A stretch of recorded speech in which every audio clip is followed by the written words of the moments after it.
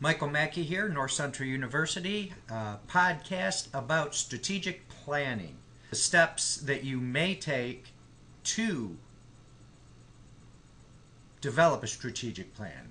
And I'm getting this information from this workbook right here. And it is Creating and Implementing Your Strategic Plan by John M. Bryson and Farnham K. Alston. And actually, as I went through that workbook, and there's a book associated with it that Mr. Bryson wrote, but the workbook is very easy to follow, and it has some very good ideas. So I would recommend that if you want to understand the strategic planning process, you purchase that book or borrow it or however you want to get it. But what I'm going to do is I'm going to tell you that there are 10 steps that Bryson and Alston refer to. Now, those steps aren't die-hard, got-to-do-it-all-the-time steps. You are a leader, you're a manager, you're a supervisor, whatever you are, it's up to you to come up with your own outline and your own plan. You might omit a step, you might add a step. Hopefully, you're always adding steps and omitting steps because the strategic planning process is a never-ending process. A strategic plan is a fluid document. It's a living, breathing thing. It never dies. You always have to take care of it, nurture it, water it, and make sure that it's doing positive things for your business or organization. So that being said, let's start with step one. Step one is to initiate and agree on a strategic planning process. That means you got to get together with all your stakeholders. You got to put them in a room, or you got to call them, or you have to have their proposals. They might have their own strategic plan and that you want to look at. I'm the BRAC program manager for the Bureau of Medicine and Surgery, and we are cohabitating in a BRAC move, which is a base relocation, realignment, and closure. We're relocating with all the militaries and TRICARE. So what that means is that I have to coordinate with TRICARE, the Army, and the Air Force. The Marines and the Coast Guard fall under the Navy.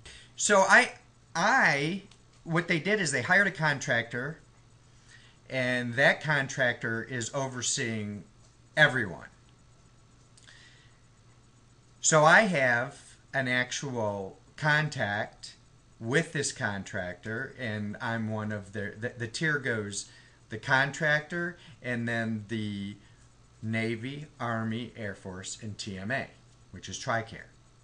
So that's how. So the contractor should have a strategic plan, and then I should have a strategic plan, and the Army should have a strategic plan, and the Air Force should have a strategic plan, and TRICARE should have a strategic plan. Okay. So what I did is I got the strategic plan from the contractor, and I perused the strategic plans from the other 3 entities I'm working with, and then I came up with my own strategic plan. Now, I have to say that none of the other entities check my strategic plan, and if they don't want to, that's their prerogative. You never know when someone's going to do something better than you.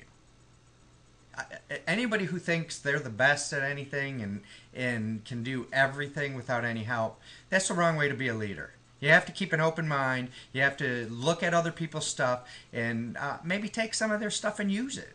I did. I used some of the stuff and I threw some of the stuff out. I didn't like it. So anyway, being that you have to initiate and agree on a strategic planning process, you have to get all the stakeholders together, and you have to make sure that they're going to agree on this process.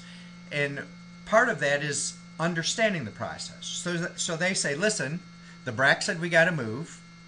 You're going to come up with a plan to move us. Okay. That's step one, pretty much, of the strategic planning process. You've agreed to agree on a planning process, basically, is what it is. It's the initial.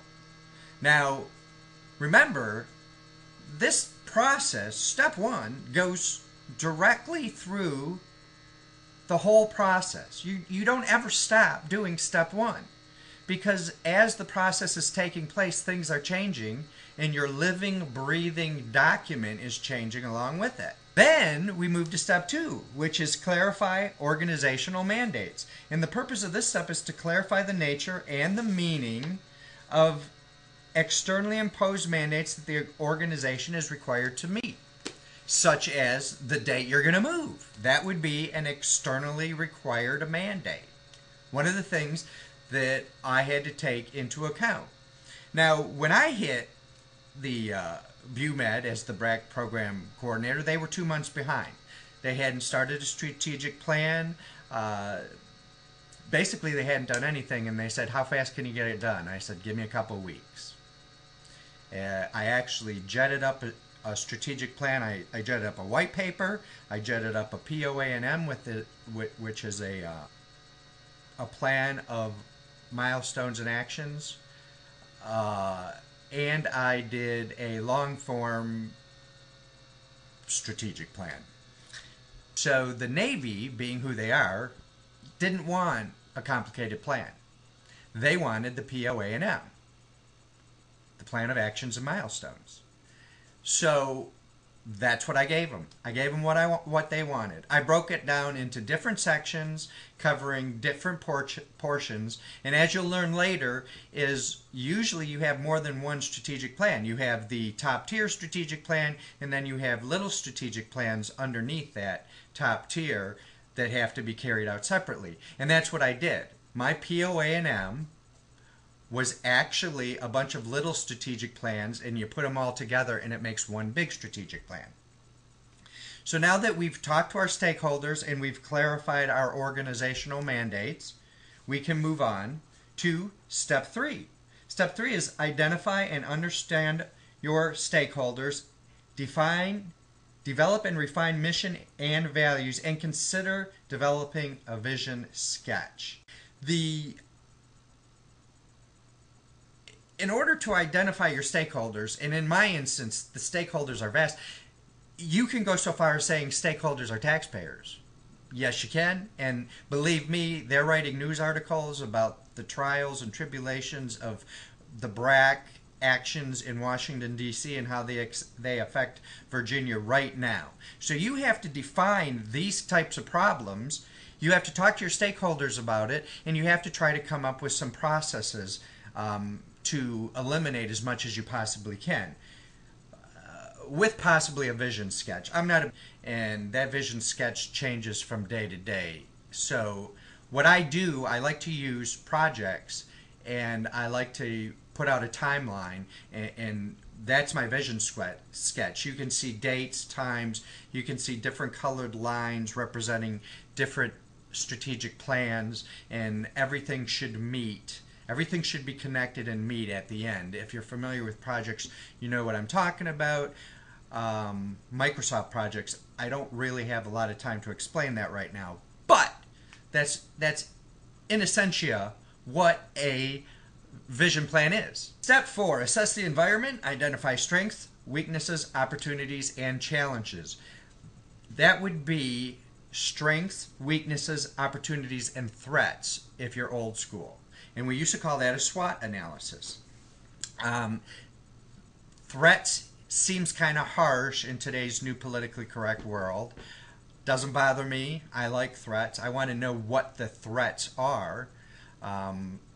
Challenges, the whole strategic planning process is a challenge, so I like threats. But you can use whatever you want. And we call it a SWOT analysis. And basically it's a four blocks, one, like this, 1, 2, 3, 4. Strengths, weaknesses, opportunities, and threats. We call that a SWOT analysis. My idea, and these are just quick strengths, quick weaknesses, quick opportunities, and quick threats. And my idea is you put this on a VAT board that you can erase and you can change daily, because your strengths and your weaknesses and your threats and your opportunities, they change on a daily basis. And you're going to need to keep those changes updated later on in the strategic planning process. Because what did we say earlier in this video? Earlier I stated that the strategic planning process is a living, breathing entity. It takes on a life of its own. It never stops changing. You have to account for those changes constantly. You can never sit back on your laurels. So moving on, we get to step 5. We identify and frame strategic issues. Now those strategic issues might need their own strategic plan. You figure out what your strategic issues are, and you add a strategic plan. For me, for the BRAC program manager, some of the strategic issues would be, what containers are we going to use? How many containers does each person get? How are we going to transport secret and top secret material? And even secure material. I mean, think about it. BUMED, the Bureau of Medicine and Surgery, holds a bunch of medical files on a bunch of soldiers and sailors and military personnel in the United States, which would include, obviously, Social Security numbers.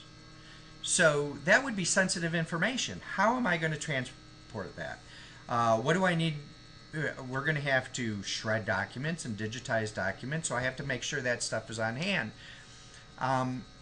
Obviously, I have to make sure there are little mini strategic plans to handle all of this. Believe me, the scope, I mean, if you sit and try to discuss a strategic plan that you put together for a business, it's mind-boggling. So I'm trying to give you some examples as we move along, but obviously I can't explain each and everything. Moving on, we go to step 6 as you formulate strategies to manage the issues. So what you're doing is you're formulating strategic plans to manage the separate issues. What I did doing the POA&M is I separated them into separate strategic plans that all made up one strategic plan.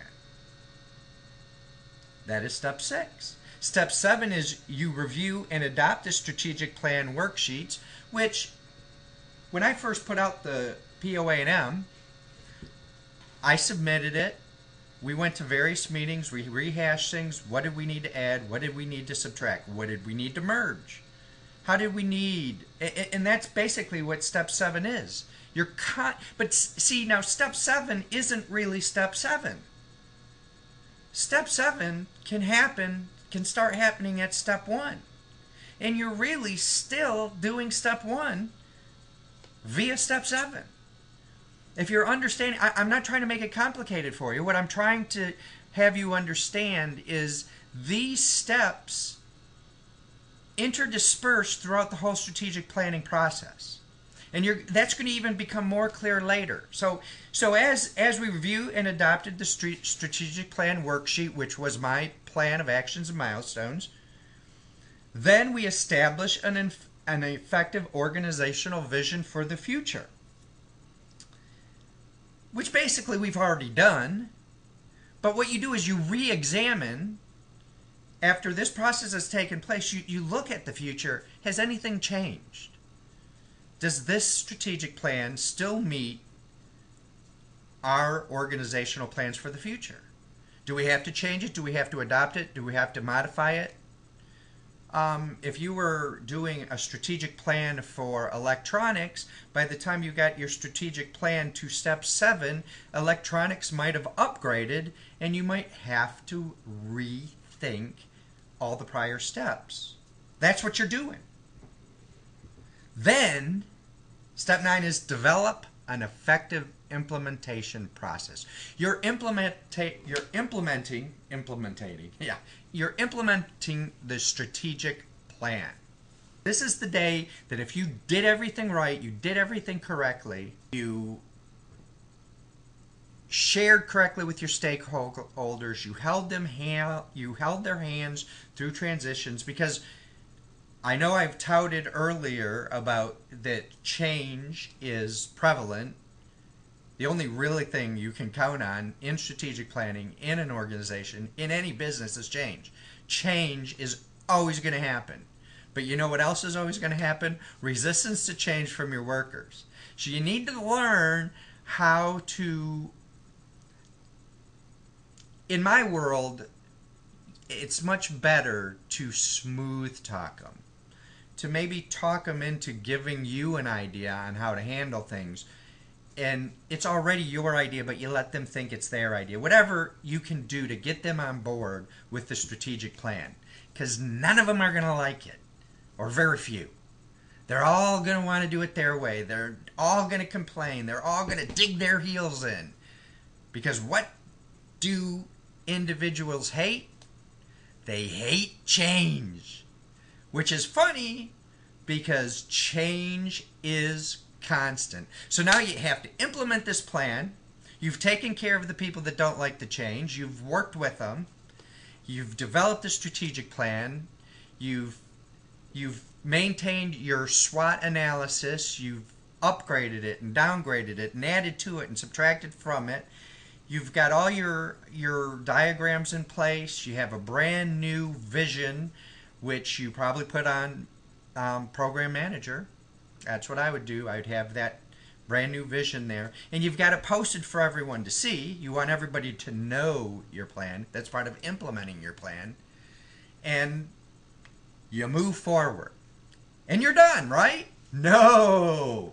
No. We forgot about step 10, didn't we? Step 10 is reassess strategies and the strategic planning process. Why? Why? Well, you know what? I already said that there are several different strategic plans that fall under the top strategic plan, correct? If you're the contractor that is watching all of us has actually came to the Navy. We have done a very good job at strategic planning. They've actually come to the Navy and borrowed some of our ideas and implemented them into their strategic plan. Does that mean that they're not good at their job? No. It means that they're smart. It means that they noticed something that needed to be changed and they re-implemented. They had already implemented their strategic plan, but change is imminent. You have to keep understanding that your strategic plan is going to change. That means the strategic planning process is going to change. Everything's going to change. Now, not only that, if, let's just say you implement the strategic plan, everything goes exactly according to plan, BRAC has moved, we're in a new building, we're in a new place, everything, we're fat, dumb, and happy. Now you need a new strategic plan. How are you going to act in this new building? What happens when your computer goes down? It's not going to be the same as when your computer went down in the old building because we had older computers. We had older IT stuff. What's going to happen when you need to ask permission for something? We've got a new hierarchy there. TMA is sort of like an overview of the building.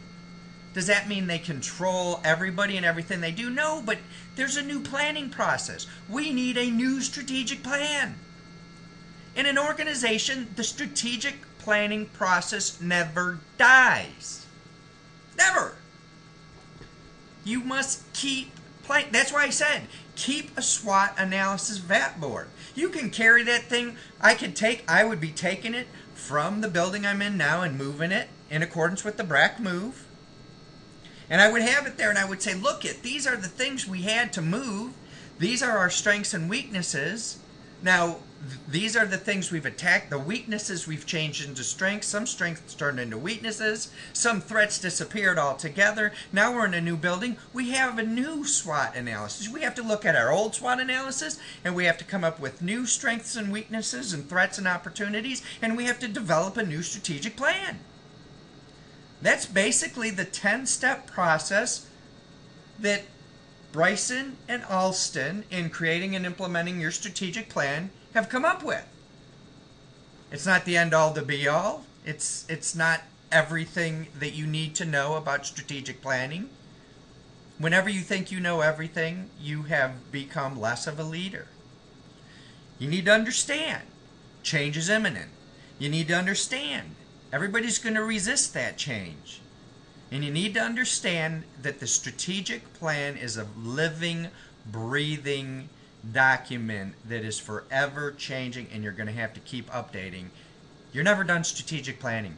When you're a leader, you're never done. And if you're a good leader, you're getting little micro strategic plans, and you're giving them to your workers to implement on their own, because that's the only way they're going to get better at their jobs. This is Michael Mackey for North Central University signing off and signing out and thanking you for your time. Have a great day.